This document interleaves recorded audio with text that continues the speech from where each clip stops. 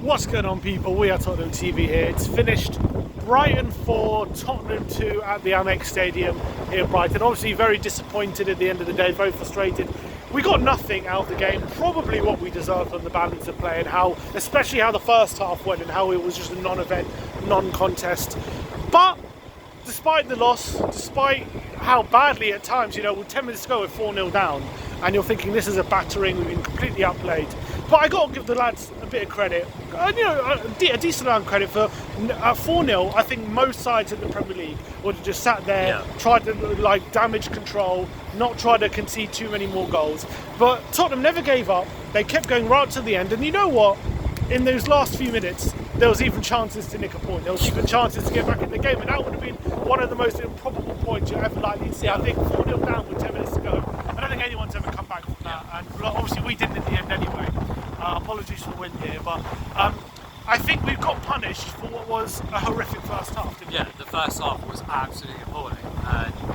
Definitely the worst performance of the season. It was up there with that Wolves game, to be honest. I think this was a bit worse. I mean, Brighton play good football, like we know this, and they've come out with a game plan, knowing some of the weaknesses in our team. There was a lot of sort of hoofing, if you like.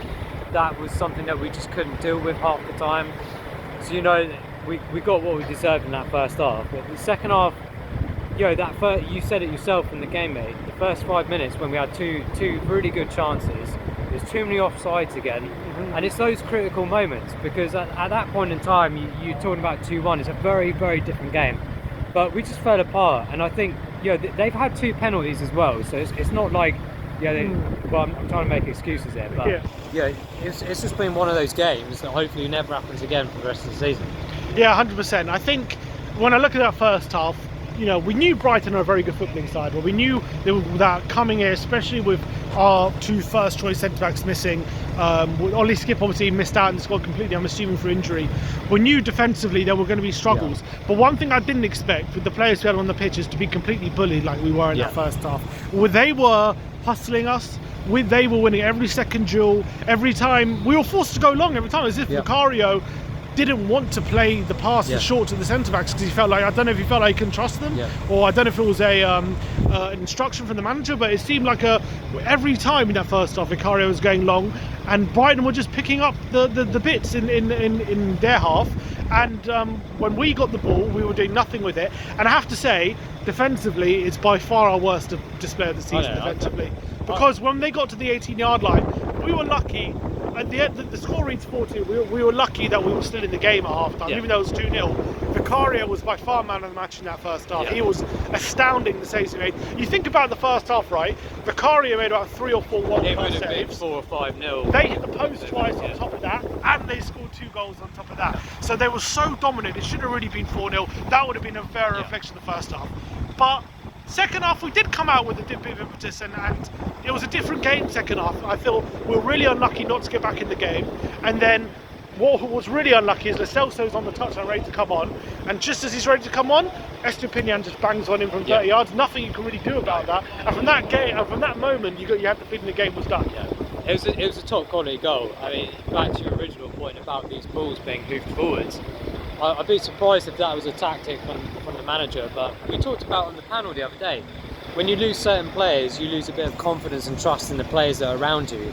It's not new to have Emerson and Davies in front of Vicario, so it is a bit of an odd one. I wasn't really understanding what they were trying to achieve with it, because every time it went up there, they won the ball back.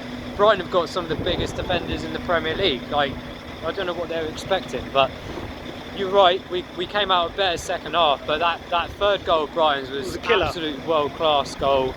And it killed the game off ultimately. Whatever we did after that, it was going to be very difficult. But honestly, I generally thought in the last 5 minutes we were going to try and pull this back to 4-4. There was just an inkling of it, but hitting the post. Brian Gill was a bit of a better player on that left. He had chances. Honestly, I think we could have done something, and that sounds stupid.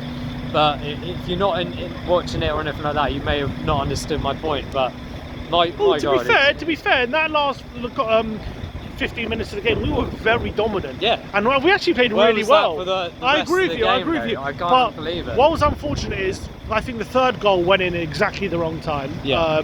You know, we're on top. Yeah. That's our best moment of the game. Yeah. And they score one from 30 yards. Nothing you can do about that. That seemed to deflate us, It was to be honest. completely the switch of the game. It definitely deflated us at 3-0, and then they went and got a penalty, and it looked for the world to see that we'd given up.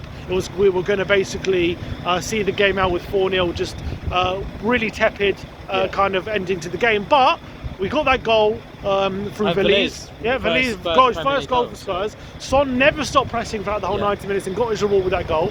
And then a minute later, Ben Davies gets another one, and all of a sudden you're thinking, look, I think at that point it was the 83rd minute, and you're thinking, look, 10 minutes maybe plus stoppage, 10 minutes plus stoppage time. If we get another goal quickly, who knows what can happen? And then we did. We piled on the pressure. We forced saves out of Steele. We hit the post through Højbjerg. We had penalty shouts as well. A lot of corners. Brian Hill, as you say, had many opportunities. We were putting the ball in the box and actually putting under pressure. And ultimately, it was too little, too late. We ended up with the defeat, and we probably didn't deserve to get the victory or to get a point. On the balance of play. But I have to give credit to Spurs for not giving up, for sticking with it, and I think that shows the character of the team. It's the only thing you could pick out of this game was that last sort of 5-10 minute spell, to be honest. It's just a real shame that they didn't have that momentum from the beginning of the game. Brighton are a difficult team, especially here in the stadium behind us. We know that, but ultimately, overall Brighton were the better team, irrespective of the crazy last 10 minutes or so. But it's a shame. It's really disappointing with all the hard work of the season, and you get games like this. I know they happen every now and then, but the manner at which this happened in that first half in particular is almost unacceptable. And it did show that Ange must have said something at half time, because those first 5 minutes at least in the second half were a lot better, but we didn't take those 1 or 2 chances. Too many offsides again, as I said earlier. Charleston got a brace of offside, didn't he? It's way too many. Like, professional footballers should know where the line is, and it's unacceptable, but it is what it is. At least I don't have to drive too far this time. Brighton's not too far. I was feeling at 4-0, is this a bit of a reality check for Spurs? It was probably the first time I really felt we got outplayed on a footballing front. Literally someone's played us off the park this season, outplayed. But after the ending, I do feel a bit differently about it. I do feel like we showed character, we showed spirit. We never gave up, and we could have got back in the game. So it's taken a bit of that aggressive tent off our mindsets. And I think hopefully we take the positives out of that ending and learn from how bad we were in that first half. Not let that happen again. In terms of positives, Vicario was brilliant. I thought throughout the game, that first half he was outstanding. If it wasn't for him, it would have been easily 4-5-0 again.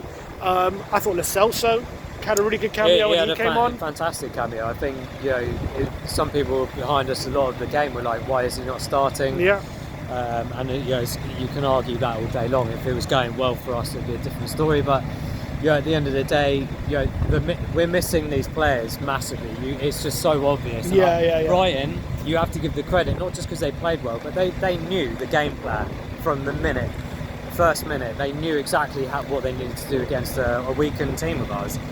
It felt like they saw us coming. It felt like they saw us coming. And they did the homework. They did everything they knew. Okay, everyone's got injuries, but it's what you do with the injuries of the other team. And Brighton absolutely nailed it today, unfortunately. Well, look, in terms of our league position, because of Villa's defeat, we're still only 3 points behind them. Arsenal, as I make this video, are 2-0 down. So if that holds, we're still only 4 points behind them. Obviously, Liverpool stretch early. But look, the defeat is damaging. It's bad, but it's one of those you just got to take on the chin and move on. Look, 4-2.